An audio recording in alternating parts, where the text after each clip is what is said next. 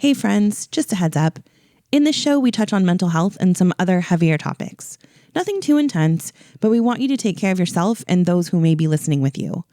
Also, all opinions are our own and not affiliated with 21 Pilots in any way. Listen with care, and thanks for being here.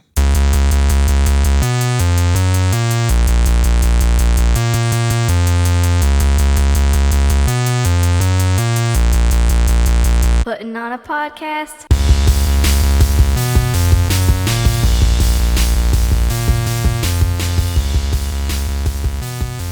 Hey, welcome back everybody to the Cliquebait, a 21 Pilots podcast. Hello, we are not the Cliquebait. I know, that's just kind of my thing. How you doing, Mrs. Cliquebait? I'm doing okay. How about you? I'm Mr. Cliquebait and I'm doing okay. And I approve this message. Great. Yeah, great. Congratulations. Yeah, we have some music in a couple days. Right? No. Isn't the Pink Pop on June 19th? Oh, I thought you meant us personally. No, we're not musicians. But so. a couple days is 2. So that's what I was like, in 2 days? What are we doing in 2 days? But well, we don't play music, close. so yeah. It wouldn't be us. You Unless just you said were we talking have about- some music. That doesn't tell me we're playing it, we're listening to it, we're buying it. I think the crowd understands that we are a 21 Pilots podcast and not correct. the 21 Pilots. So No, we're not. But we talk about the 21 Pilots who do make music and will be on June 19th, I believe. Yes, in the Netherlands. Which is tomorrow as you hear this. Pink Pop. Pink Pop. Bing bong. Yeah. That's a New York thing, bing bong. It is? Yeah. I thought you were talking about the little character from Inside Out. No, I was not. Bing Bong. There's a character called Bing Bong? Yeah, the little elephant thing. Okay, who knew? Not You me, should apparently. have. Okay. All right, well, it's been a really kind of quiet week. Well, it was with quiet. The boys. Yeah, go ahead. No, please. It was quiet on the news front, but it was not quiet in the Cliquebait household. And can I show you why? I guess. I'd like to show everyone why it's been not so quiet in our house. Everyone just take a listen to this.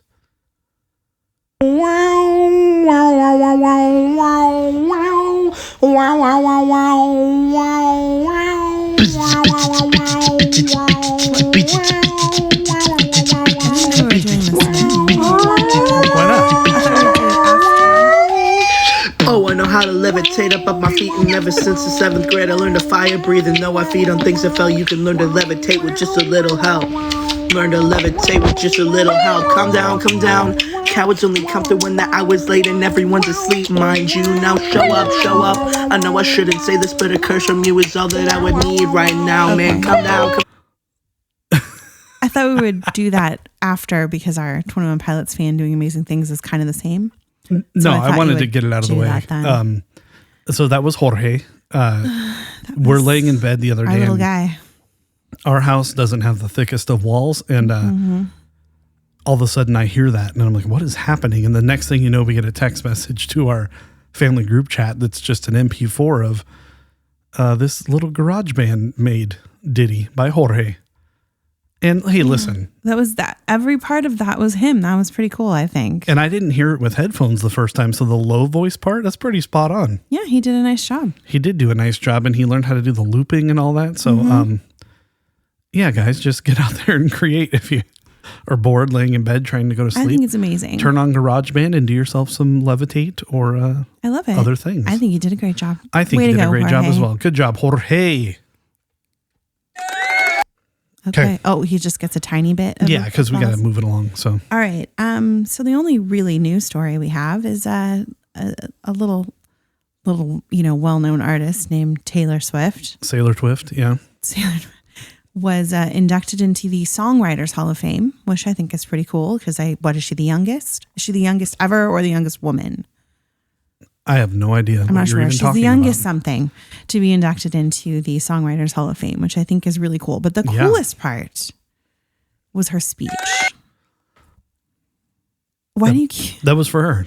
Oh. Way to go, Taylor. Okay, she gets just as much applause as Jorge. It's awesome. Is that better? Sure.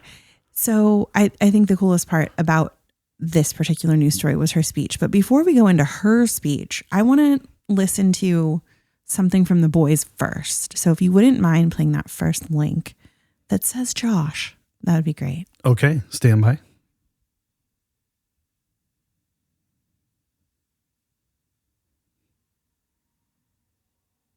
It might be on the bottom. That would be interesting to know. No. Like it might pop up on the bottom of your screen, not the very bottom of the page. Just click. For God's sake. I'm clicking where it says link and it's not doing anything. Are you in edit? Yes. There we go. There we go. Taylor Swift has the most nominations. Are you Swifties? Yeah.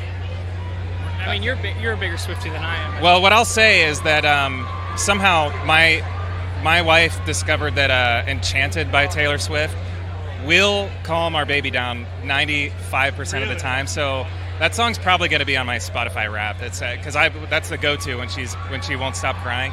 What happens when they play your music? It's not the same effect, but it works sometimes. There's a couple songs. I think I don't know if it's a BPM thing or a melodical repetition, but yeah, there are a couple that I've put on that work. Taylor Swift is your babysitter. Yeah. Thank you, Taylor, for putting my baby to sleep. All right. So that was Josh at the AMAs this year. Yeah. We talked about how I was not thrilled that the interviewer asked them about Taylor Swift. Because, they're kind of cool on their own. They don't need to talk about Taylor Swift. But now I'm kind of glad because I want to play a little bit of Taylor's speech. So her speech was actually 21 minutes and 30 seconds long or something. But we're not going to listen to that whole entire thing because we don't have time for that. Okay. So I found a clip that's a little bit longer than that. I mean, a little bit shorter than that, But yeah, so go ahead and play that second one for me. Nothing delights and surprises me more than the fact that 20 years after my first song came out, they still want to read the next chapter.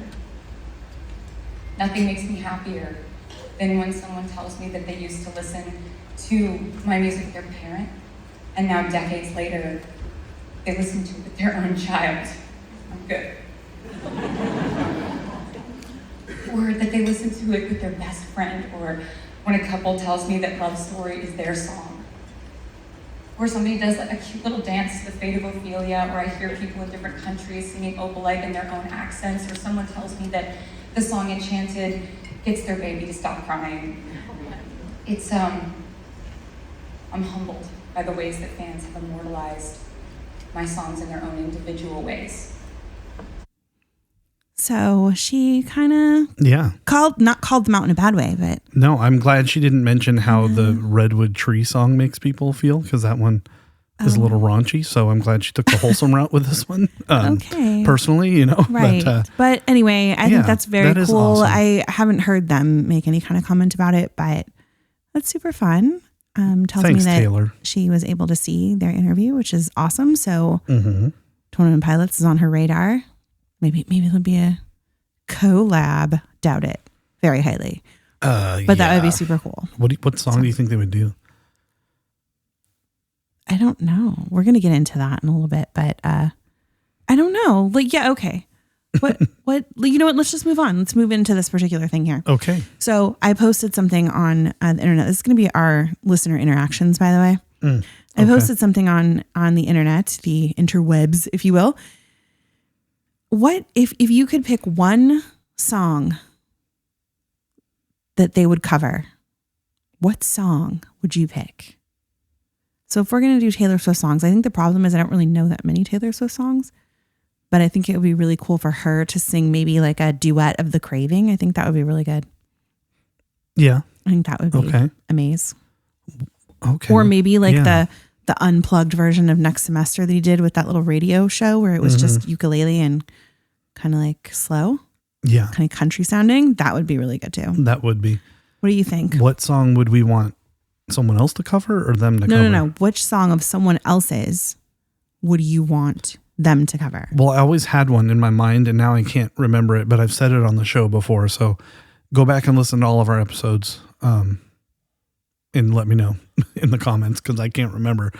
But there is a song that I desperately want them to play and now I can't think of it. Dang it. All right. Well, I'll go through all these and maybe you can ukulele. listen. It would have been really great. I don't know. All right. I can think of another one though. Okay.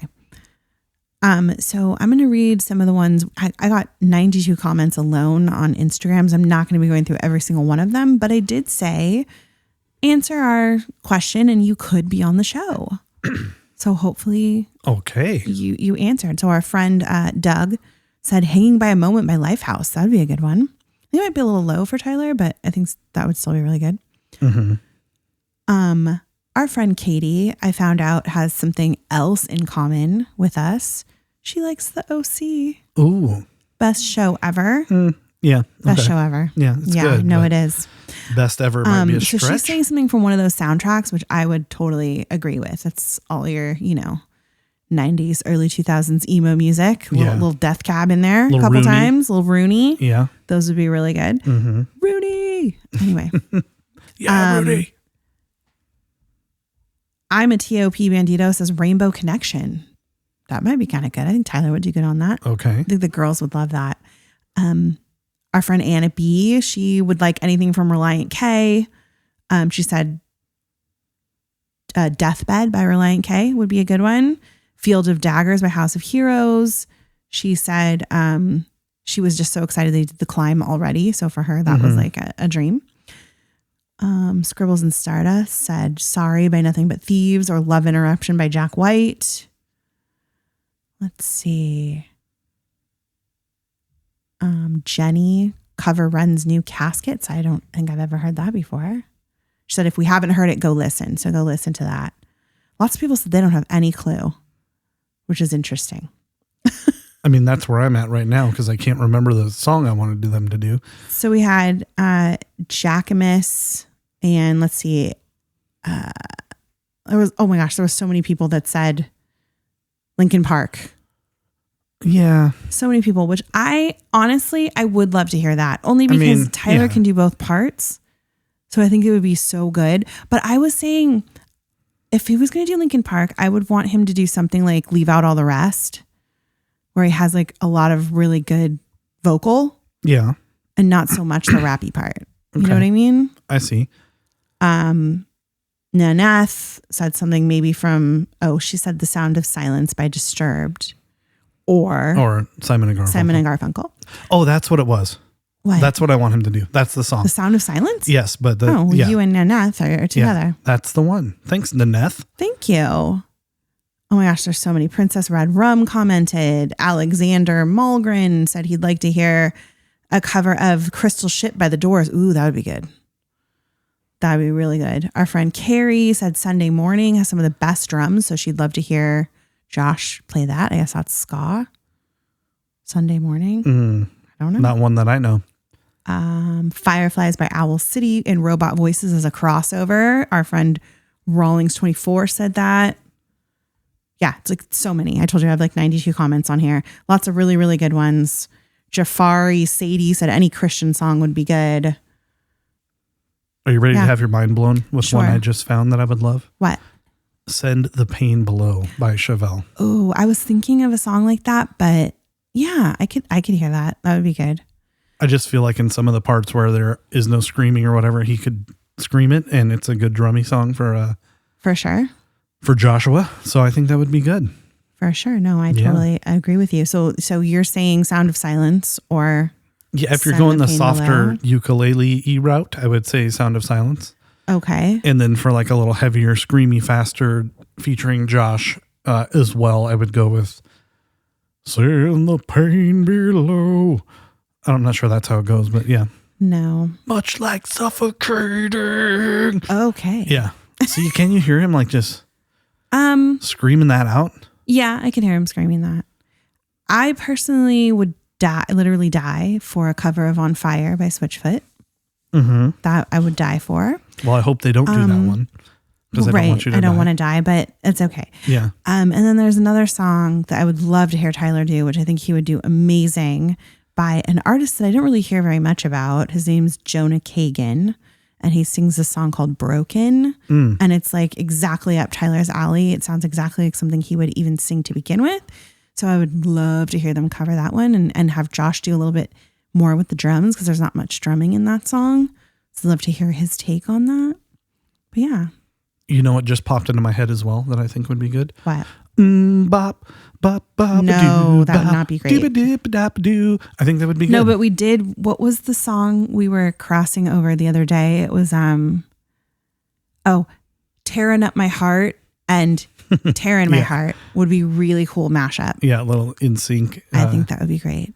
In Sync and 21 Pilots, that would be good. All right. You got any listener interactions? I had so many. I think I got a little overwhelmed. I would like to, hold on.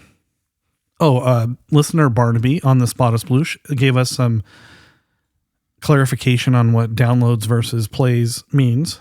Thank you. Yeah, it's incredibly boring, but so I don't know if I'll share it with everyone. I mean, he's not boring. They're not boring, but the information, I don't think anybody cares if we're successful. Just keep listening. Thank you. We appreciate it. Are we successful? Did we have a good week? Yeah, we did. They said they would never buy foot juice. That's so gross. Yeah, that's disgusting. Let's see here. Marper said you can get the game that she was talking about. Oh, that game. Yeah. It is not a Czech game. And this was a really great in all caps episode with a lot of exclamation points. Thank you. I felt very nervous about this, so I appreciate you did a lovely job. That very much. And she said, I already can't wait for the next one, even if the quality of it will be lower. Now listen up, people. Not yet. Not yet. Soon. But we also bought some wireless microphones. We're like creators now, so we're going to sound a little better than And maybe terrible. We'll get a little bit of in action posts. Yeah, it won't sound this good, but it'll sound better than it did last time when we were in the bathroom. So Jackson Taylor, which I believe is a new commenter, is from Australia. Good day, mate. He loves the way that we pronounce Brisbane. Sorry. Apparently it's Brisbane. Oops. So you said we should send him some of our, over here in Massachusetts, we have some really fun ways to pronounce things that are not how they would look. Not how they look. If you want to know, go on to like Instagram and type in Massachusetts city names, and I'm sure you'll find plenty of videos that will school you on the fun things we have to say over here. Yeah, absolutely. Devin thanked us for shouting out his girlfriend Marissa and best friend Cole. Said they aren't regular listeners. Boo. They should be. But I always talk to them about the podcast and show them clips. So hopefully you showed them their shout out. And he said it's also very coincidental that y'all did a deep dive on Tearing My Heart this episode because it's Marissa's favorite TOP song. Oh, that's a good song. What are the odds? Good choice, Marissa. Annabelle shared that, thank you so much for this lovely episode. It was amazing. I had forgotten the stuff you said about Tearing My Heart earlier. So this was like a fresh deep dive for me. She had a question. I don't understand intentions at all. At least twice in his music, Tyler says intentions aren't what count in life. Once in The Craving, now I see intentions don't mean much. And once in Center Mass, my tattoos only hurt. When meaning fades, I think my skin got worse with good intentions. Intentions is the last song on Breach. And all of a sudden, Tyler says intentions are everything. Well, this is perfect because that was actually the next song I was going to do. She also says, but also in the end, Clancy failed. He became what he was fighting the whole time. Can we trust what he says and intentions? He completely switched his viewpoint. You like that guy in Jurassic Park? Not today. He completely switched his viewpoint, and it was after he became a bishop. Does this make sense? Is it a dumb question? I'm leaning toward the lore isn't over because of this. There you go. Annabelle, there are no dumb questions. Bingo, Number Annabelle. Number two, we cannot trust anything Tyler says. No, because he's been messing with our head. All right, so there's that. And apparently Mrs. Cliquebait's going to get into further proof of this, it sounds like. Well, it's really funny that this question came up this week because I actually have already planned on doing intentions for next week. So it works out perfectly. So thank you for that little teaser. If you really want to know, listen next week when I do intentions. So I'm a little behind on reading these. I didn't realize we had that many. But Cheryl Not Done chimed in and said, hello, friends. Another great episode. I really enjoyed Mr. CB's take on Tearing My Heart. I really love how you both have these different perspectives on songs. Mm-hmm. I can't take all the love, man. I thought I butchered that thing. No, you didn't. Not at all. I love this. I told you didn't. Brooke Miller, new commenter. Hey, Brooke. Says, I'm a new listener, and this has absolutely become my favorite podcast. Yay, Thanks, Brooke. Thanks, Brooke. I've been a TOP listener since I was super young, and I listen to you guys while I work. It's great. Excellent. Love to hear that. Yeah. That's all I got. So thanks for all the love, people. I get very nervous when I do these things, especially if I take a different perspective that maybe isn't popular or is weird, outlandish, because I don't know what I'm doing and I'm have anxiety about these things. So that makes me feel really good. Well, good. Thanks, people. Thank you, listeners. You made my day. Listeners are awesome. We have the best listeners. We really do. All right. What's next on the agenda? All right. Well, it's, we don't have anything else to talk about. So, oh no, our 21 Pilots fans doing amazing things. Oh, yes. Oh my gosh. This one will literally bless your ear holes, you guys. This one blew me away. And this is why I wanted to do Jorge's along with it, because it kind of goes along with that same idea. Yeah. This person is at blessyourearholes.music on Instagram and just at blessyourearholes on YouTube. And they did an amazing cover of City Walls all on their own. There are 0 instruments in this, and we're going to play it for you. And if it doesn't put a smile on your face, I don't know what else will. And I am going to retire. Speaking of, please tell me that this puts a smile on your face at least, because it put a smile on mine. Real quick, kind of circling back to what we were just talking about. I'd love to hear Pentatonics do a 21 Pilot song with the no instruments. That'd be cool, right? That would be so good. I don't know which one. They have somebody who raps, don't they? Oh, yeah. They definitely have a beatboxer. I know that. Yeah. They've got all the things. So say, are we ready to bless our ear holes? Let's bless our ear holes just for a few minutes. We don't need to hear like the whole thing. Maybe when he starts rapping, we can stop. But okay, here we go. Just a couple minutes.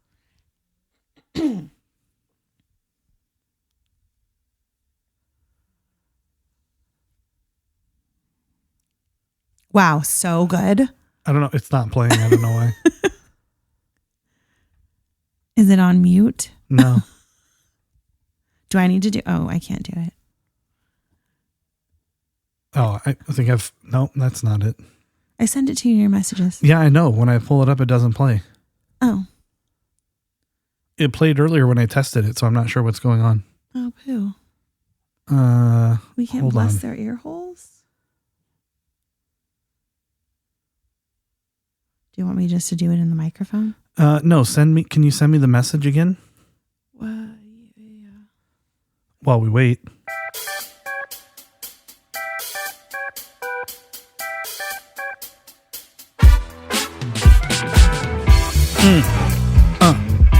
Yeah.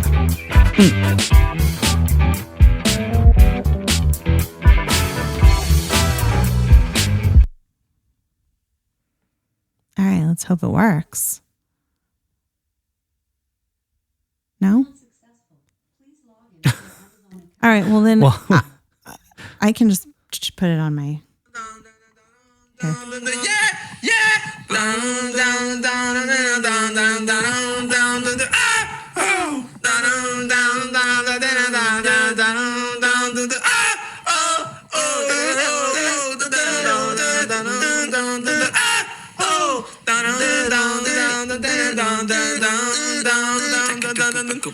Square up with me, I can take you right through a left. Bear up with me, I'ma take you right to the chest. Warped head in the surface, lines on the yellow tape and move it quiet like a serpentine in a formation. But that's my team, pretty impatient. Not the way they on me, it's my be the first inspiration. I move it up, it's a bridge. I wonder where you are. So I think that was amazing. That's one person doing all those noises. Yeah. I think that's fantastic. And you can tell it doesn't sound like English is their first language. So I was going to say not in a make fun kind of way, but it sounded kind of like, you could just tell it was, like you said, it wasn't, English isn't their first language, which that's great. But they went out there and they put themselves out there and they killed it. So yeah, not unlike Jorge. I just think it's amazing. And I just wanted to give props to people who just really love something and work so hard. That probably took so long. So yeah, the looping thing. Well, so recording a loop doesn't take long because you just record the No, but like there was so many different parts in there. Programming, it's the and hard at the part. right time, and holy moly, I can't imagine. So that was really good. Bless your ear holes. Thank you for blessing my ear holes and for making my day, because that made me smile. And it's getting harder to do that these days. Do they have any others? Have you noticed? Have you been there? There's not a lot of posts on there. There's one that actually contains this song. Pilot's content is actually where I saw it for the first time, but I wanted to give credit to the original poster. Yeah. But Pilot's content went and took just the particular part where the song is. But if you go to their page and listen to their first video about it, they actually do a lot of Michael Jackson songs apparently. But they decided to do this, and it says entirely from memory. So they don't have music to read, or it's just all they're hearing it from memory. So hey, before we move into your lore deep dive, just really quick, I mentioned we can't trust anything Tyler Joseph says. Why? What did he just do? He didn't do anything, but I found this post by Pilot's content today that has a list that I haven't seen before of all the festivals. Yeah. And you may remember one Tyler Joseph saying, a few? Other than a few festivals next year, don't know when we're going to play again. We've got Pink Pop, Hurricane, Southside, Open Air, La Prima, Rock Werchter, Main Square, NOS Alive, Mad Cool, Colors of Ostrava, Electric Castle, Paleo Festival, Osheaga, Sizget, Bittersweet, Frequency, All Points East, Somo Festival, Rock in Rio, Riot Fest, Shaky Knees, Oceans Calling, Austin City Limits, Corona Capital. I forgot about the Ohio show in between there. Plus, they've already done 3. So, 3? Yeah, the radio, iHeartRadio, the AT&T, yeah, that's right. Alter Ego, Innings Fest, and AT&T. Yeah, whatever they call it. Oh, and the AMAs. So I mean, the AMAs isn't a festival. It was one song. No, but what is this break we speak of? I know. Tyler. Poor Robert Felix Joseph is going to be in college by the time you guys take a rest. So somebody needs to tell Tyler what a few means. Yeah. Anyway, you know what ad nauseum means, but you don't know what a few means, Tyler. Come on. But I have a terrible feeling that after November 21st, we may see that break. That actual break, hopefully. Come to fruition. So that's okay. We will be here to fill that void in for you. So are we going to all those festivals? We're going to every single one of them. Yeah. No. Are we? No, we're not going to All Points East. We just talk about it a lot. That's what it sounded familiar to me. We're not going to that one. We are not going to that one. I actually don't want to go to that one. I'm a little nervous. That one's a little scary. Well, I'm sure there will be a lot of streaming and all the things. So it'll be like being there. We'll be able to see every single one of them, I'm sure. All right. Alrighty. It's time for the lore.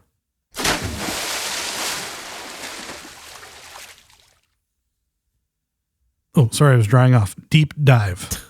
Okay. That was quite the plunge. I don't want to get water on the mic, Yeah. Okay. All right. So this one is dedicated to you, my darling. Oh. Ow, I just hit my head. Yeah.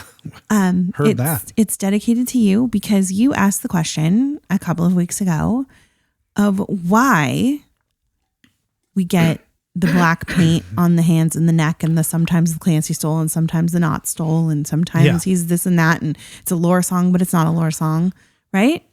So I did a little bit of a deep dive on this particular subject, and I decided I'm going to cover the music videos today. And the next time that I do a dive, hopefully, if it's not that much information, I would like to talk about the concerts another time. Okay. Mm-hmm. So I'm going to do videos today. Hopefully, if it's enough information to cover a whole show, I will do the concerts the next time I do a lore deep dive. So let's start with the videos. So let's talk about this real quick. So the first thing we need to do before we even discuss this whole thing is I want to give you 2 words and kind of their origins and their meanings so that it makes more sense to you when we talk about these things a little bit later. Does that make sense? Does it? So the first thing I want to talk about is a stole. Mm-hmm. So not a lot of people know that the little thing that he puts over his neck that says Clancy and over again, the black looks like a scarf, I guess, black ribbonish thing. Yeah. Is called a stole. I see a lot of people asking, does anyone know where you get the Clancy scarf? Scarves are actually very different than stoles. So I want to make sure everybody understands what a stole is and the fact that this is a stole. So the best thing about this, though, which I thought was very interesting, and we've covered the origin of this word earlier when we talked about, what were we talking about? The All Points East did that letter, right? Mm-hmm. And we talked about Oriens, right? Yep. And that it came from a Latin root word. So the word stole actually originated from a particular thing called an orarium. And it's actually used in Eastern Orthodox religions, which I thought was very cool. And in those religions, it represents the napkin that was used by Jesus when he washed the feet of the apostles. So if you don't know that story, Jesus was basically saying, I'm your servant. I'm here to serve you. And in so doing, he washed the feet of the apostles, which is something that most like lords, people that were higher ranked in society, got done by their servants. So it was just Jesus kind of showing, I'm your servant. I'm here to serve you. I'm not higher than you. I'm the same as you, I guess. Does that make sense? Yeah. Okay. So that's what their stole represents. And that's where it came from. That's where the stole came from. But it was adopted by Western religions. And in that particular case, it represents the bindings that were used to bind Jesus during his passion. And in the Eastern Orthodox religion, it also represents the oil that's used to anoint your body, make it clean and fresh, right? And it kind of like flows down your body. So that's what the stole also looks like. Mm-hmm. But it's basically a garment that's worn to show authority within the church. And it basically denotes someone that you want to follow, if that makes sense. So I think this is why Clancy wears it, because it symbolizes his change from an ordinary citizen of Dima to the leader of the Bandidos. And it kind of shows that he's taking back the religion and like actively rebelling against it. Does that make sense? Yeah. Okay. You looked like you were really confused. Also, I just want to point out the way that Clancy is written on it. It just kind of shows how there's no beginning and no end. Yeah. Like it's just a cycle, right? Yeah. Which is very cool. The next thing I want to talk about is the chord. And I spelled chord wrong. Sorry. It's not a musical chord, which is how I spelled it. Yeah. It's the cord that he wears on his belt that we only see in the contract and the breach stuff. Does that make sense? Yeah. Know what I'm talking about? That little the red Clancy and white cord, yeah. Clancy it doesn't cord. make any sense to me, yeah. All right. Well, this one seriously stumped me. I had to do a huge diving and I like typed in so many different search things trying to find a connection to it. And okay. What's going on? You said huge diving, so I had to make a... Oh, I said it like 2 more times and you missed it. You're sorry. not paying attention. Yeah, I am paying attention. Anyway, I tried like making connections work and they just weren't working. So I think I might have figured something out. I don't know, but bear with me here. Do you ever feel like going through this process that you're just trying really hard to make a connection that may or may that just not be isn't there? That's and how sometimes I felt I'm last like, week, oh my gosh, this is crazy that it works and it's like perfect. Well, that's how I felt doing Tear It's My weird. Heart, and apparently people liked it. But I was like, Right. at some points, I was like, yeah. I'm reaching here. But Well, usually when I try to read fan theories first before I make my own decision. Most of the time I already have an idea of what I believe, but then I'll go and read fan theories and most of the time I'll present them to you. But there are some that I'm like, no, yeah, that's not at all what I'm looking some are for. a little outlandish. Yeah, some are a little crazy. So again, with this one, I saw many theories online. One being that it's a broken dog leash, symbolizing the power of the bishops being broken by Clancy. Also, there's the dog and rabbit thing that's in a lot of stuff, as well as the Saint and Noose, this is a leash from holding on to you. Mm-hmm. They also said that the red shoelace could represent the lyric benefit from a shoe with no lace. But that one kind of seems a little less likely to me because why would you use a shoelace to represent something that was supposed to have no laces? That doesn't make sense to me because there's what they're talking about is in like the, mental health system or the penal system. They usually get shoes with no laces because they could be used for not great stuff. Yeah. So I think that's what they're referring to. So like, why would you use a shoelace to represent that? It doesn't make sense to me. So real quick, it's the braided, which is red, Yes. white, and black. Yes. And then there's Then also a white like a shoelace red. and a red shoelace. White? I haven't seen a white shoelace. Yeah, I think there's two. Oh, I thought there was just one red shoelace. Is there anything else? No. I thought it was just the cord and then one red shoelace. But whatever. Anyway, yeah. So I'm not feeling that lyric being represented there. That feels like a little bit of a reach to me. But like I said, I'll present it to you. But this is what I'm thinking. And I didn't hear anybody say this theory, so I could be way out in left field here. But this is what I think. I'm feeling like there's something connected to the paracord. So people were talking about a dog leash. It doesn't look like a dog leash to me. Dog leashes are different. They're either like that long, thin, flat kind of rope, or they're like a thick, round, not braided. Right. I've never seen a dog leash that's braided the way that this cord is. So it reminded me of the survival bracelets that you used to make. Do you remember you used to make the bracelets? I still have you have one one on on my your keys. keychain. Yeah. So it kind of reminded me of that. And so I started looking at paracord. And I believe that that's what this is made out of based on what I can see from it. It looks like it's made out of paracord. So I kind of went down a little hole about what paracord is. And it's a little bit less fleshed out in research because, like I said, I haven't seen it anywhere. This is just my brain going. Yeah. But what I did find out was that paracord was first used in World War II for parachute suspension cords.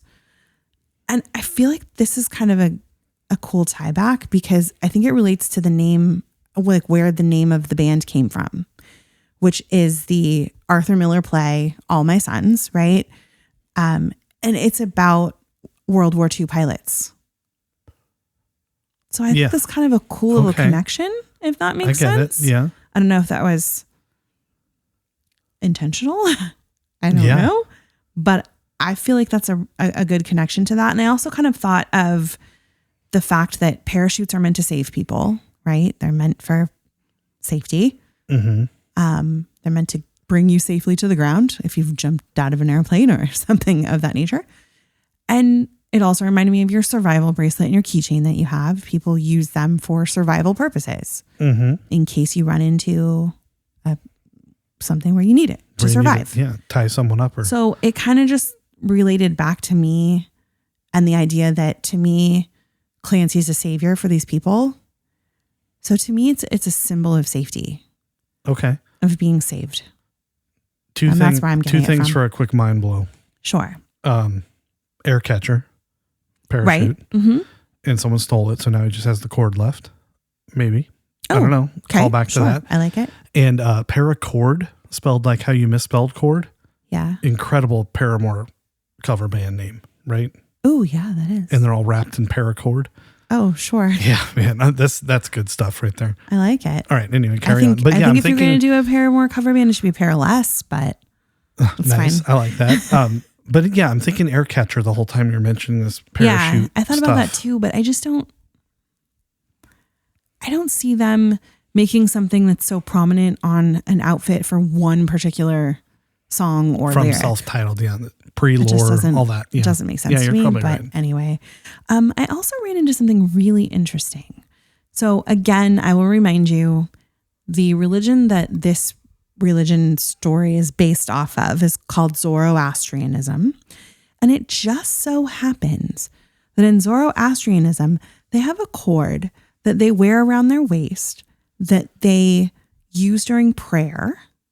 And what they're supposed to do is like unravel it and tie it around as they're praying. I believe they do this every day. And it represents three things: good thoughts, good words, and good deeds. So I thought that was actually really interesting that the cord is around the waist. It's three. It's three things. So that was kind of interesting. It's not worn like this one is. It's worn like a belt that has like a long string down the side. Mm-hmm. But it does have that same kind of look to it. In Catholicism, especially with Spanish people, don't they put the rope around you while you say vows or something? The Franciscan monks actually wear this with 3 Franciscan knots representing, I believe it was charity, obedience, and poverty. which are the vows they take. I believe it's those 3 things. Yeah. I could be wrong. And each knot, if I remember correctly, has like 5, I don't know the right word.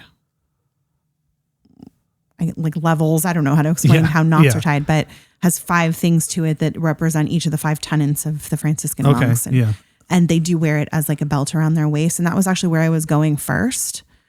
But I realized that it's not at all the same. I just realized I forgot a word. I'm thinking of a Catholic wedding that's primarily Hispanic or Spanish. Greek Orthodox, actually. Oh, I've been to a wedding that wasn't Greek Orthodox where it was specifically Spanish people that got married in Catholic church and they put the rope around them.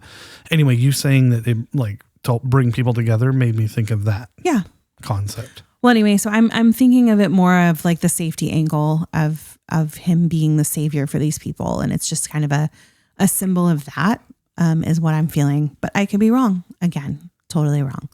All right, so let's get into this.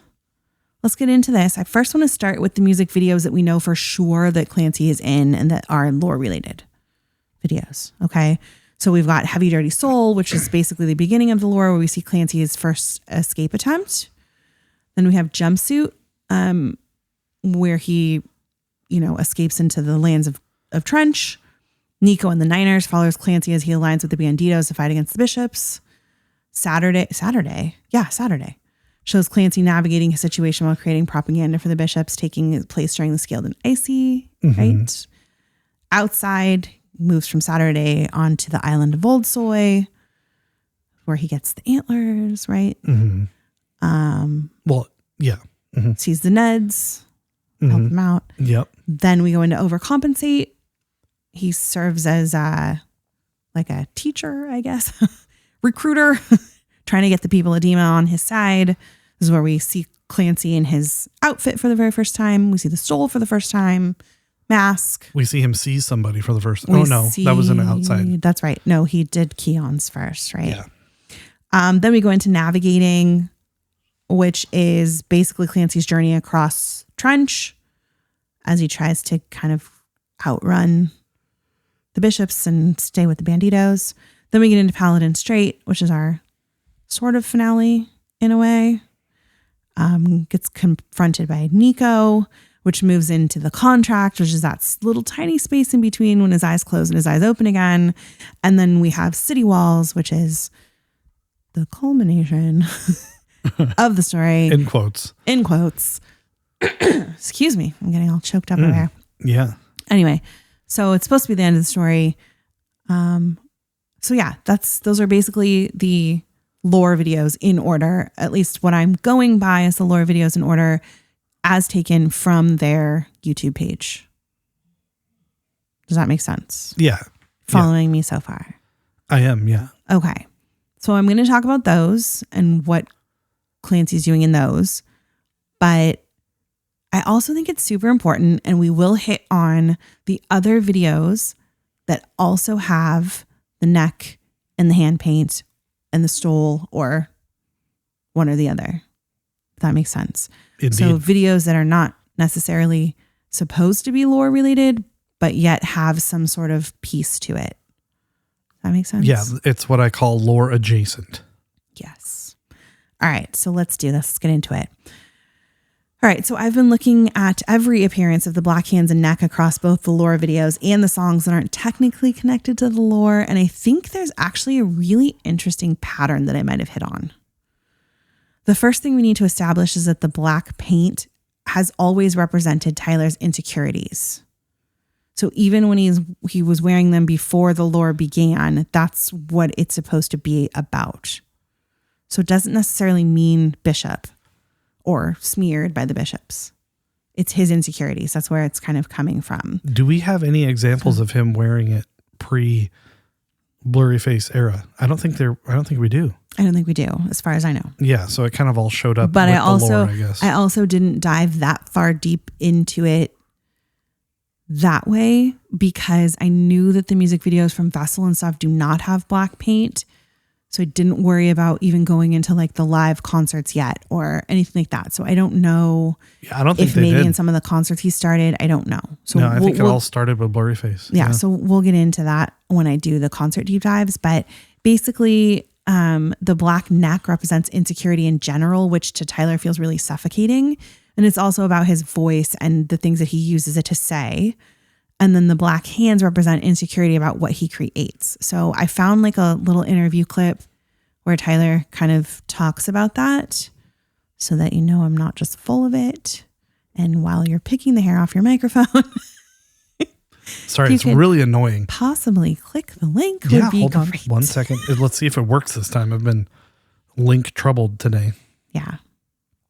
All right, you say I have to be in edit mode. Yes, sir. Okay.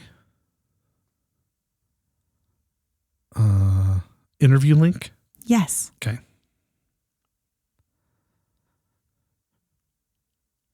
For me, insecurity feels like you're being suffocated, and so that's why you see black on the neck. And then also one of the main things that I get insecure about personally is what it is that I create.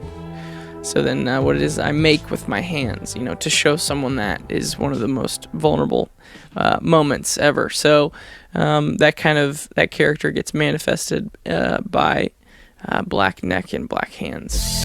For me, insecurity feels like... It was really good. So that was really good. Yeah. So anyway, yeah. So I just wanted to play that for you so you knew that I wasn't just pulling that out of thin air. By the way, if you've never seen that, you go search it and look for it. He looks so uncomfortable. Yeah, he looks really talking nervous. about these things. Yeah, Poor he guy. does. He's also really young. Yeah. So it might be one of the first times he's been asked that question. So yeah, probably. And you know, when you do something that's a little bit off, a little bit weird, a little bit different, I feel like I would be super nervous to like, okay, yeah, I know it sounds kind of dumb, but this is why, you know, like I would feel Oh yeah. He's opening himself up to judgment for insecure, sure. if you will. Yeah. All Nice. right. So we also know from the lore that the bishops smear their citizens who escape with this paint as a form of marking them and shaming them. So it kind of becomes connected to Dima's control as well. So that's kind of what the neck paint, at least in the hand paint, means for those of you that didn't know. But this is where things get really interesting. So I don't think the paint actually just means fear or insecurity. I think it means a lot more. I think the paint appears when Tyler or Clancy is actively engaging with those fears. Are you with me? Yeah. Okay. Yeah. So in other words, the paint isn't just a symbol of weakness. It's a symbol that the struggle is actually happening right at that moment. Okay. When you look at songs like Stressed Out, Fairly Local, Ride, Tear in My Heart, Lane Boy, those are all from Blurryface. They're all dealing with different fears. The fear of adulthood, depression, death, vulnerability, conformity, relapse, failure. Yet the black paint appears in all of those. The common thread isn't sadness, it's confrontation.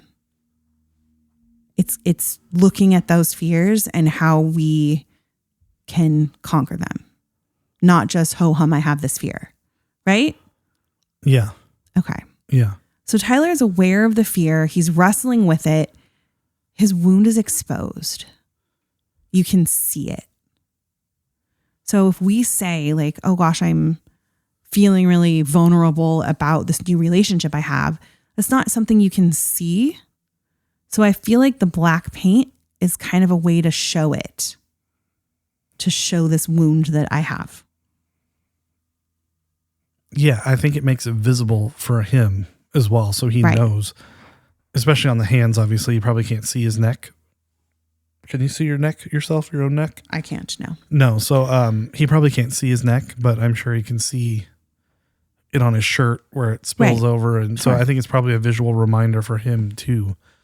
Yeah. So maybe the paint kind of represents awareness of the struggle more than just the struggle itself. So it's being aware that you actually have this thing, being able to show it to other people as well. Then we get to Trench and everything changes. I'm going to say paint. And the reason I'm saying paint is because it's literally paint. I mean, his skin isn't actually changing color. And I don't think we're meant to believe that either, especially since we'll get to it in a minute. But in Jumpsuit, when he smears them with his hands, I don't think it's meant to be that his skin is actually changing color. I think it's literally paint. Yeah. And I know they're not painting with a brush or anything, but I'm going to keep saying paint. So if you're upset with paint, I'm sorry. when I'm saying paint. Yeah. Go sit on a throne of pins. Painted All pins. right, painted pins. So one thing that really stands out is how often Clancy has no paint while he's outside Dima. I totally expected when I looked through all of these trench videos, and yes, I've seen every one of these videos many times, but I wasn't watching them for the sake of looking to see how the paint reacts. If that makes sense. So when I watched all of these, I was like, wait a minute. There was like none in this one. Like, what's going on here? Right? So it was actually really eye-opening to me. So in Nico and the Niners, he has zero paint. There's no paint at all in that video. In the outside, no paint. Okay. For most of Levitate, no paint until he's dragged back. Same with jumpsuit. Then his neck turns black. Okay. When I'm going to call it the forest outfit because I have no idea what this black outfit is that he gets for the first time in the outside. Mm-hmm. It's like that kind of furry cloak, and Torchbearer has the one that kind of matches. You know what I mean? So I'm going to call it the forest outfit. When he's wearing the forest outfit and traveling through trench, he doesn't have any paint. So at first it kind of seems strange because we know that his fears haven't disappeared. Like all these insecurities and things aren't gone. Clancy's still dealing with everything he's always dealt with, but maybe that's the point. Maybe the absence of paint doesn't mean the insecurities are gone. It means the bishops aren't defining him in that moment. Yeah. So we don't see those wounds because they're not what he's dealing with right there. Well, I think I told you, I don't remember what deep dive I was doing, but in jumpsuit, he has no paint. Nico grabs him and the paint forms and like just fills in. Yeah. And then when he starts to run away, it fades away. Right. Yeah. Until he grabs him again. Yeah. We're getting into that in a second. But basically, the further that Clancy gets from Dima, the less visible their influence becomes. And so the fear still exists, but they're not controlling the narrative. So like you just said, that what really convinced me was what was going on in Jumpsuit. And I think there was something deeper going on there. Jumpsuit might actually explain the whole paint system. So again, I'm just going to reiterate what you said at the beginning of the video. Tyler doesn't have any paint at all. It's nothing at all. Then Nico physically touches him and smears him. So we see the fingers, like you said, and the paint suddenly appears like all the way up his neck. And then I keep saying Tyler, but I guess it's Clancy in this. He sees the banditos and kind of like starts running. And that's when the paint disappears again. As he runs, it fades away until it's just the smear marks again. So it's not like it goes completely blank. You still see the smear marks, but it's not the whole black neck. And this is the only time we literally watch the paint appear and disappear in real time. So in City Walls, we can watch it grow, but it doesn't appear and completely disappear. This is the only time that we get to see that. Mm-hmm. So I think that's important. I think this is important to that particular system that we're going to be talking about here. So to me, it suggests that the paint isn't natural. Like I said, it's not his skin turning colors. It isn't something that he just simply has. It's something that's imposed on him. And the bishops put it there. So which it perfectly matches the original blurry face interpretation, which is the paint is the evidence of the bishop's influence. Okay? Yep. But then, of course, the story gets even deeper. Of course it does. Because when we get to the Clancy era, the paint starts showing up in a completely different way. So let's look at overcompensate. Clancy's now wearing the stole for the first time, like I told you. And I don't know if this is intentional, but the paint is darker than ever. Yeah. I don't know if you noticed that. I didn't know if it's like when we first watched it for the very first time. I think you mentioned it actually. Yeah, I've mentioned it through all the Clancy and videos. I thought, oh, maybe they just found like a better distributor that has like better paint. Because, Speaking of which, this portion of the Cliquebait podcast is brought to you by Sherwin-Williams. Thanks for the sponsor this week, Sherwin-Williams. No, I'm just kidding. But so we talked about the paint was darker than ever. You and I kind of originally thought like, oh, maybe they just found like better paint. Like maybe it's not alcohol based this time. Maybe it's something else. Yeah, petroleum based. I don't know. So I thought maybe it was just a brighter pigment. But now after doing this research, I think that it was intentional. It was supposed to be darker than ever, darker than we've ever seen it before. His hands almost look like they're fully like blue man grouped out. Like they're like legitimately covered in black. Yeah. So he's literally recruiting citizens at this point. He's stepping into leadership. We talked about that with the stole meaning, right? He's taking responsibility, and the paint is still there though. So that was something that really confused me, because I'm like, wait a minute, he's like fighting back, but the paint is darker than it's ever been. Yeah. So that was really confusing. If the paint only represented being controlled by the bishops, then that wouldn't make sense. Instead, I kind of feel like the paint has become something Clancy carries with him now, almost like a scar. So the fears are still present, but now he's moving forward anyway. He's taking his control back, just like we talked about with the red. Remember, we were like, why are you wearing red? Red is the bishop color. Why are you wearing? Because they're trying to say, you can't control me anymore. Yeah. He is taking his fears back. He's letting the fears consume him so that he can control them. That's why the paint's darker, because it's in his control now and not theirs. Okay. Mm-hmm. So that leads to another major observation that I made. The stole changes everything. So earlier in the story, the paint often felt connected to being trapped, like he was stuck somewhere. Like every time he got dragged back, the paint would come back. Like, you know what I mean? So it almost feels like imprisonment in a way. But later in the story, the paint plus the stole is connected to a purpose. So let's look at backslide. Look at overcompensate. Look at the night scenes and navigating. The reason I say night scenes is because when he's in the Black Forest outfit, it's during the day when they're traveling. Mm-hmm. But then when he's singing at the bonfire and he's dressed like Clancy, those are the night scenes. So when I say the night scenes and navigating, that's what I mean. Look at Paladin Street when he's preparing for battle. Look at the contract. In all of these moments, Clancy has both the paint and the stole. What about At the Risk of Feeling Dumb? We're going to get there in a minute. Okay. When I talk about songs. I mean, I know I said backslide and I know it's not a lore song, but when I talk about songs that are not lore related, I'll tell you about that in a minute. Okay. So like I said, he has the soul and the paint in all of these. He's not being passive. He's actively choosing to fight in every one of these. Okay. So the combination almost creates like a new, like visual language. Like he's showing us visually what this means. The paint says, I know what I'm afraid of. And the stole says, I'm going to keep going anyway. I'm not going to let it control me anymore. So the paint is the visual representation of that fear. And the stole is, but I'm stepping up and I'm going to fight it. So the combination of the two is a totally different meaning now. When you have it by itself without the stole, it's like being trapped. It's being imprisoned. It's the bishop's control over you. But then when you put that stole on and you're taking back that leadership, you're changing the whole meaning of what this is. Okay? Mm-hmm. So now I want to talk about the contract, because the contract is super important to me because it's the only time we see him in the breach outfit, which is very interesting to me, which is the cord and the jacket. The not Lululemon jacket. he's not wearing it in he's not wearing it in City Walls. Nope. And I thought he was at first, because I was like, wait a minute, why would he have the cord into? So this makes a lot of sense when you look at it this way. So we only have 3 videos from Breach, right? Yes. Drum show, which has nothing to do with anything. No. There's paint there. There's no paint, cord. which we'll talk about. No stole, no cord. No stole, no cord. Okay. No Clancy outfit at all, just paint. Right. Yeah. Okay. All right. Okay. I'm tracking. So let's talk about the contract. The song might not be one of the clearest examples of this idea that I have, but just bear with me.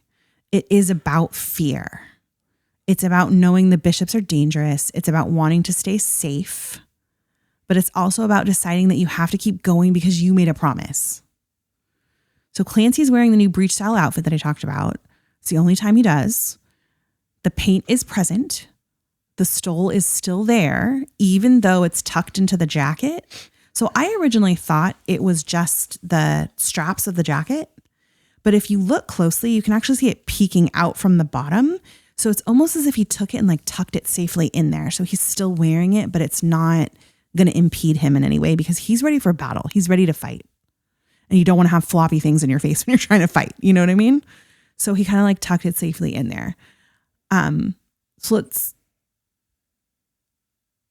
wow. I like went way far down in my notes. I'm like, wait a minute. Why are we talking about that now? So again, wearing the Nebra Shell outfit, wearing the cord, he's got the paint, he's got the stole, it's tucked into the jacket. It's the representation of the fact that he's going to carry that weight while also choosing to fight. So I want to take a little break really quick, and I want to talk about routines in the night because the video actually might reveal something really huge as well. And the reason I'm taking a break here from the contract is because that's really all we see. The contract is just that short little instantaneous moment. But it's important to my theory of the paint and the stole because, like I said, it's showing that he's going to fight. I think that's why the contract is so like the video is so chaotic and crazy too, because it's this very short burst of a dream or whatever. Yeah. All right. So let's get into routines in the night. Routines in the night isn't necessarily a lore song, but after looking at it this way, I actually think that it is. And it fits perfectly with what I'm trying to explain here. Okay. I think there are actually 3 versions of Tyler, or I guess Clancy, in that video. First, we have Tyler. He's the one that's on the bed. There's no paint, no Clancy imagery. It's literally just Tyler. Not in any Clancy outfit. He's just in a t-shirt in a totally normal looking room, right? Then we have the version in white. He's got that like puffy jacket that actually almost looks like a bed comforter, which I think is on purpose. He's wearing the Escape E number shirt, which is interesting. And this version has the paint, but it's not fully dressed like Clancy. And he, if you pay attention, only stays in the hallways.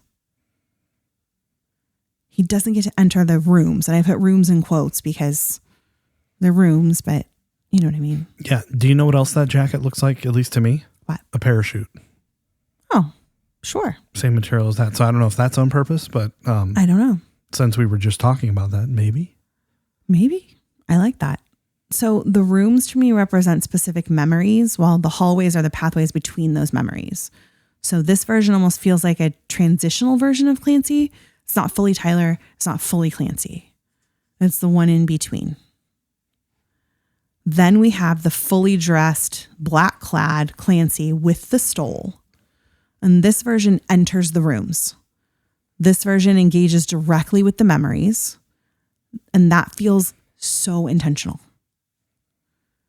It's almost like we're seeing the different stages of identity existing at the same time. These are all Tyler's in his head. Does that make sense? Yeah. And okay. I'm really sorry if you're going to get into this later, but can I jump in with something that's been brewing in my brain? Sure. The whole time you've been talking about this. What? And it just occurred to me tonight. I think that Blurry Face is Tyler, and they're introducing Blurry Face and all these things, but I think through that whole album cycle, he's Tyler. In Trench, he's this quasi Tyler / Clancy that we see. Mm-hmm. In Clancy, he's Clancy. Scaled and Icy, he's Clancy. And in Breach, he's becoming, like, he's still Clancy, but he's like taking control of all those things.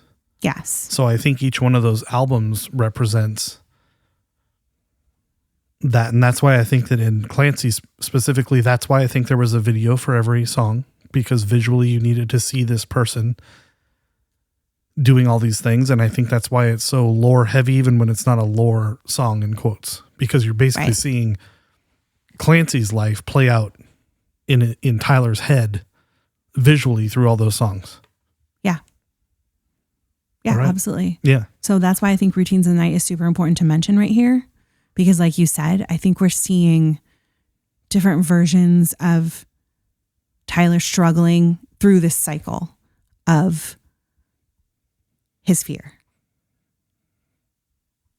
Yeah. Okay. Agreed. And I think one of the strongest pieces of evidence for this whole theory that I have comes from the City Walls music video. Because in that video, the paint behaves differently again than we've ever seen it before. The paint grows when Clancy feels defeated. And the paint shrinks when he gains confidence and strength. So when Torchbearer is like right outside the door, we start to see him, like the paint starts to shrink a little bit. He starts to get a little more, what's the word I'm looking for? Strength, I guess, is the only word I can think of right now. So if that's intentional, then the paint has evolved again, like once more. So we've seen it evolve as the story has come on, and now it's evolving again. It's not just a mark from the bishops this time. It's become a visual measurement of Clancy's state, how he's doing inside now. The more hopeless he feels, the more paint spreads, the stronger he becomes, the more it recedes. So it's functioning almost like a thermometer, like an emotional thermometer, showing us how he's feeling inside. So now it's a completely different entity than it was before. And there's also one huge anomaly that we need to talk about, and that's the craving single version. Totally weird outlier in this that I want to talk about. This song should absolutely have paint if we're going based on this theme that I've got going on alone. It should have 100% had paint, and I totally expected to have it. And I went to go watch the video to make sure I was correct, and there was zero paint in that video. I told you it didn't. You didn't believe me. I didn't believe you. I didn't believe you. What else is new? So if the hands represent insecurity about what Tyler creates, and the neck represents insecurity about his voice or feeling suffocated, then the craving should qualify. It's one of the most vulnerable songs I think he's ever released.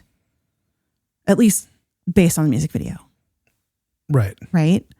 And yet there's no paint at all. There's no black hands. There's no black neck. There's absolutely nothing. So why? I actually think it's actually really simple when you think about it. Maybe it isn't Clancy at all. Maybe it's literally just Tyler. That's what I've thought all along when I see the no paint. The Tyler the Slaying in the bed and Routines in the Night. It's just Tyler. Yeah. Vessel is just Tyler. So it's not lore. There's no mask. There's a little bit of symbolism in there, but actually not that much. It's just Tyler speaking honestly. Yeah, I think if we were to see videos for some of the other Breach songs, it would be no paint. Robot voices. Sure. One way. All that. I mean, yeah. I don't see them as being anything having to do with lore at all. So I agree. So after looking at all of this, I think that we're actually 4 visual states throughout the story. First, there's Tyler. No paint, no costumes. The authentic person underneath everything. Examples of that would be the craving single version, like I just said, the bed scenes and Routines in the Night. Okay. Second, I think there's Free Clancy is what I'm going to call him. He's the one that's in the forest outfit. There's no paint and he's outside of Dima. Examples of that would be Nico and the Niners, the outside, most of Levitate. Third, I think there's Fighting Clancy. And this is when the paint is present. He's often wearing the stole. He's actively confronting his fears and choosing resistance. Does he have paint in Nico and the Niners when he's packing up his bag? Nope. Well, why shouldn't he have it in when he's in Dima? Because he's getting ready to leave. The banditos are coming to get him. Okay. Okay. All right. I don't know why I keep putting backslide. Backslide is not, I don't know why I keep putting backslide in here as a lore video. It's not a lore video. So sorry. It's very confusing, but I mean, I think it is. But. Examples of Fighting Clancy to me is backslide because he's like literally screaming, like, I don't want to do this thing. Mm-hmm. Overcompensate, navigating the contract, Paladin Strait. And then finally we have Captured Clancy. Captured Clancy. Wow, that's hard to say. Yeah. And that is when the paint is imposed on him by the bishops. The fear and control are dominant of him. So those examples would be things like Stressed Out, Fairly Local, the capture scenes in Jumpsuit, basically all of the Blurryface era. He's fully taken over by Blurryface, as you said earlier, in that. Honestly, I think that's like the beautiful part of all of this is at the beginning of the story, the paint is something that's done to him. It's like a mark of his fear, a mark of his insecurity and being controlled. But by the end of the story, Clancy wears those same marks while he's leading a rebellion against those people who put them there. And so the symbol never changes, but the meaning of it does. Like he doesn't allow it to have that meaning over him anymore, which I think's amazing. Yeah.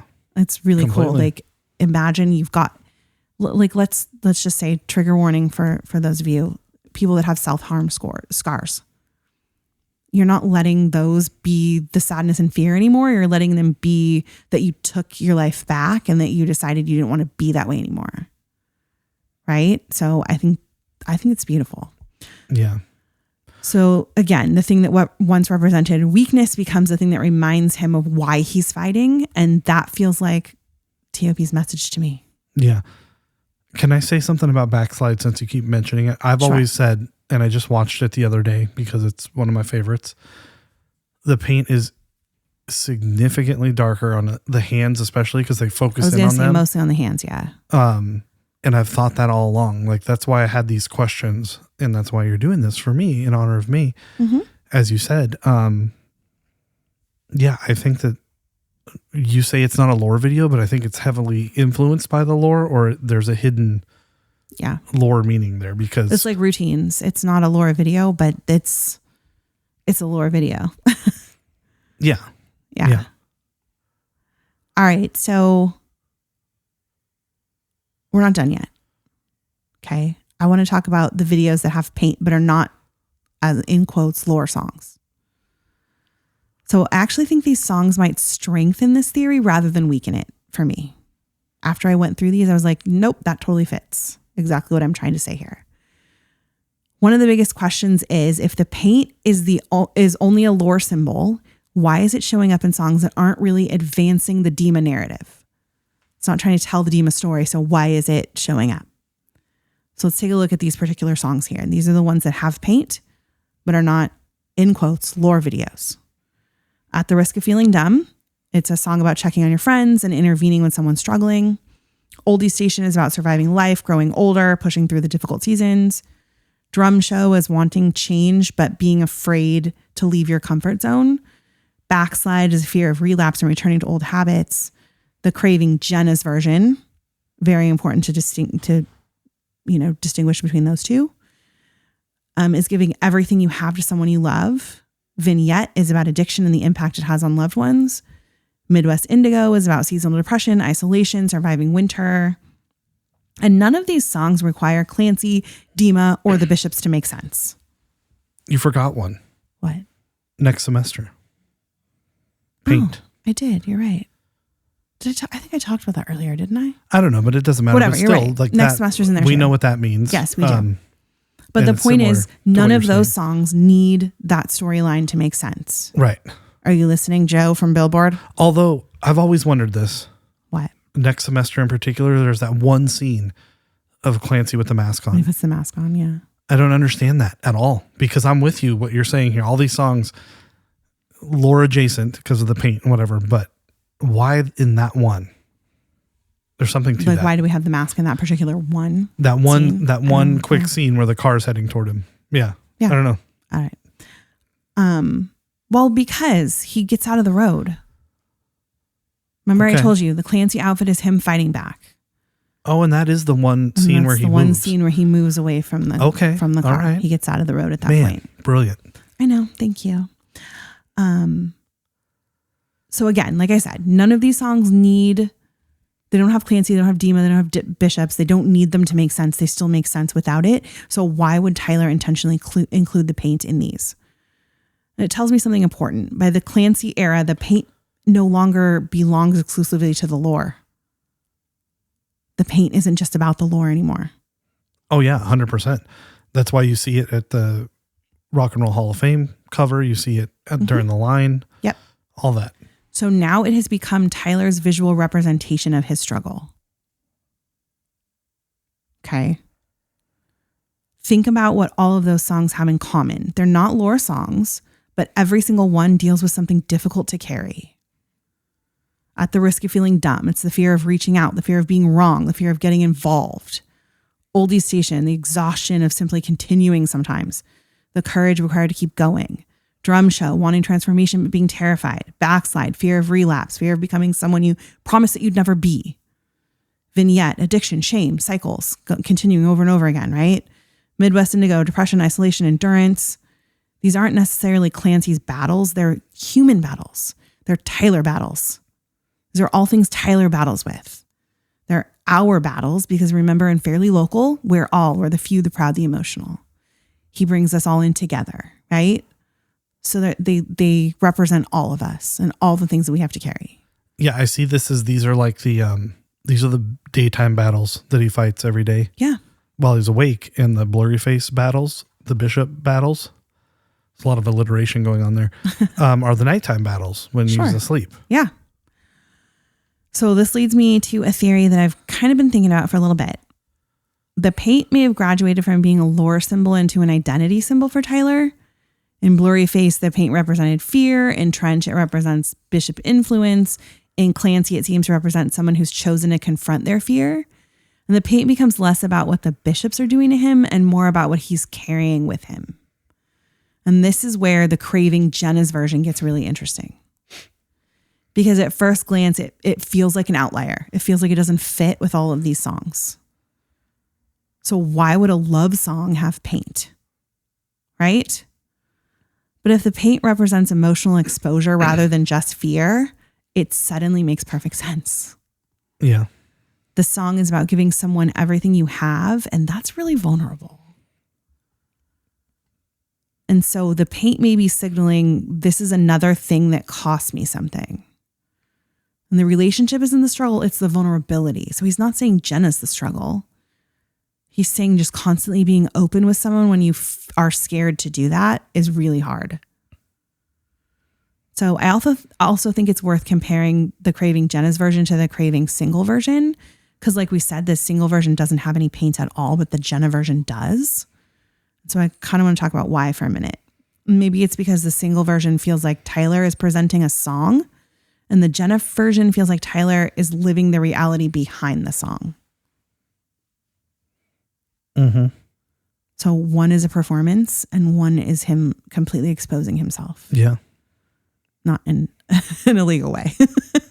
Yeah. So again, one is Tyler sharing art, others Tyler sharing himself, not the art. And there's another possibility too that I kind of thought of. By the time we reach Clancy, Tyler may be intentionally blurring the line between Tyler and Clancy. So early on, it felt easier to separate the two. We could tell this one's Tyler, this one's Clancy, right? It was very easy. Tyler was Tyler, Clancy was Clancy. But the lore existed like over here and real life existed over there. Like we knew when he was in Trench. We knew when he was not. He was in, you know what I mean? Like in the earlier music videos, this is not a lore video. This is a completely lore video.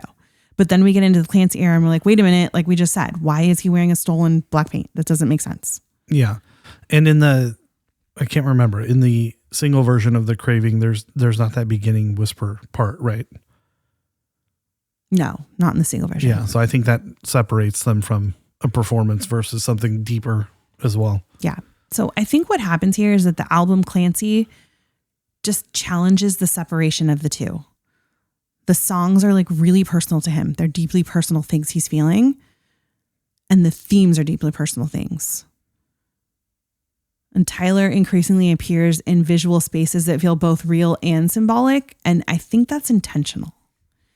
I think he's telling us Clancy isn't a character anymore. Clancy is the version of Tyler that chooses to keep fighting. Which brings us to what I think is the strongest interpretation of all of this. The reason Tyler puts paint in the non-lore songs is because the paint no longer means this is a lore song. The paint means this is a song about something I'm still carrying. Yeah. Whether that's depression in Midwest Indigo, addiction in Vignette, relapse and backslide. I've done all of these. Or maybe it's a concern for others at the risk of feeling dumb.